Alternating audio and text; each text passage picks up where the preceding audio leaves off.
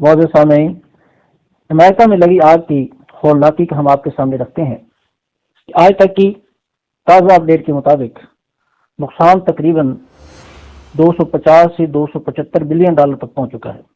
آپ جانتے ہیں کہ پاکستان کا کل بجٹ جو تقریباً 40-50 ارب ڈالر کے قریب ہوتا ہے، یعنی اس سے کئی گنا زیادہ تک صرف لاس اینجلس کا یہ نقصان ہو چکا ہے، جو کہ صرف 10-15 دن کی مار ہے،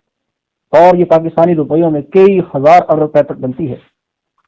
یہ سبق ہے ہم انسانوں کے لیے، جیسے تیز طوفانی لہروں کے سامنے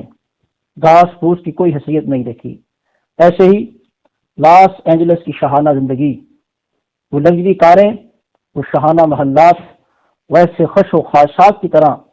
اس دہکتی آگ نے جلا کر راکھ کر دی ہے۔ پوری امریکی طاقت اپنے ہم نواؤں کے ساتھ اس آگ کے سامنے بے بس نظر آ رہی ہے، اور آپ حیران ہوں گے کہ یہ آگ اب تک تقریباً 40,000 ایکڑ رقبے کو کھا گئی ہے۔ ایسا لگتا ہے کہ یہ ایک ناگ ہے جو پورے لاس اینجلس کو نگلنے والا ہے، اور آپ یہ سن کر حیران ہوں گے کہ شاید تاریخ میں پہلی بار لاس اینجلس میں